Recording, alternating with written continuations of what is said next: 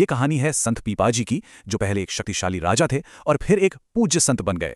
एक तरफ तलवारों की गूंज, युद्ध के मैदान, और दूसरी तरफ शांति, भक्ति और भजन। ये सिर्फ दो अलग अलग तस्वीरें नहीं हैं, बल्कि एक ही इंसान के जीवन के दो बिल्कुल अलग अध्याय हैं। चलिए देखते हैं राजा से संत बनने का ये अविश्वसनीय सफर कैसा था। और यही वो सवाल है जो सबसे ज्यादा हैरान करता है ना? आखिर वो कौन सी वजह थी, कौन सी ऐसी घटना हुई जिसने एक ऐसे सम्राट को, जिसके पास 20 रानियां थीं, सब कुछ छोड़ने पर मजबूर कर दिया? आइए इस रहस्य में थोड़ा और गहरा उतरते हैं। तो हमारी कहानी की शुरुआत संत पीपा से नहीं, बल्कि एक बहुत ही पराक्रमी राजा से होती है।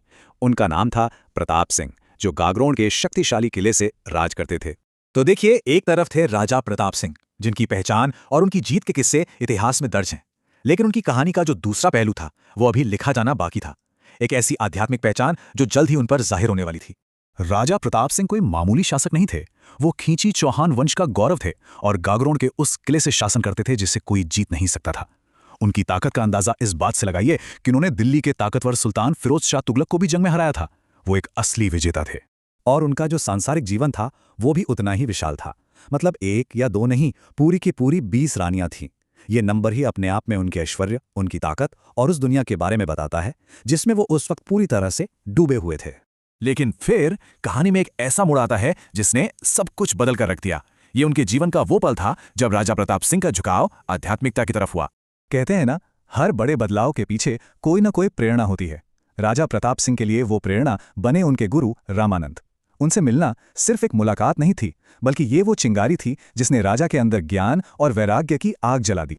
और इस आध्यात्मिक यात्रा की सबसे ऊंची चोटी थी द्वारकाधीश मंदिर में हुआ वो अनुभव। कहते हैं कि वहां उन्हें ईश्वर का साक्षात दर्शन हुआ।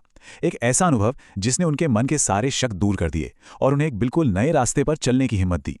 इस अनुभव के बाद उनका पूरा नजरिया ही बदल गया। उन्होंने ये समझा और फिर सबको सिखाया कि मोक्ष का असली रास्ता कोई कर्मकांड या युद्ध नहीं, बल्कि सच्ची भक्ति है। यही उनकी पूरी शिक्षा का केंद्र बन गया।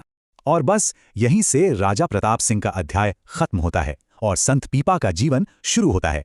तो अब देखते हैं कि एक संत के रूप में उनका जीवन कैसा था और उन्होंने समाज पर क्या असर डाला। संत पीपा ने राजस्थान में निर्गुण भक्ति की शुरुआत की। मतलब ईश्वर को किसी मूर्ति या आकार में नहीं, बल्कि निराकार रूप में पूजना। उनकी बातें इतनी सीधी और असरदार थीं कि दूसरे राजा भी उनसे प्रेरित हुए। और कमाल की बात यह है कि आज भी दर्जी समुदाय उन्हें अपने सबसे बड़े देवता के रूप में पूजता है। उनकी प्रेरणा का एक जीता जागता उदाहरण थे टोडा के राजा शूरसेन। संत पीपा से मिलने के बाद वो इतने प्रभावित हुए कि उन्होंने मोह माया छोड़कर अपना पूरा खजाना, अपनी सारी दौलत साधु संतों में बांट दी। इससे संत पीपा के प्रभाव की शक्ति का पता चलता है। संत पीपा का असर सिर्फ उनके जीते जी ही नहीं रहा, उनकी विरासत आज भी जिंदा है। उनके शब्दों में, उनसे जुड़ी इमारतों में और लोगों के दिलों में बसी उनकी आस्था में। उनका ज्ञान और उनकी कहानी इन ग्रंथों में आज भी सुरक्षित है। पीपा पर्ची, चेतावनी और पीपा की कथा जैसी रचनाएं आज भी हमें उनकी शिक्षाओं और उनके जीवन के बारे में बताती हैं। उनकी भौतिक विरासत भी आज पूरे राजस्थान में देखी जा सकती है। समदड़ी में उनका एक बहुत बड़ा मंदिर है जहां हर साल मेला लगता है। टोडा की वो गुफा जहां उन्होंने अपना आखिरी समय बिताया, और गागरोन का वही किला जहां से वो राजा बनकर निकले थे, वहां आज उनकी छतरी है और लोग उनके पद चिन्हों की पूजा करते हैं। कितनी कमाल की बात है ना।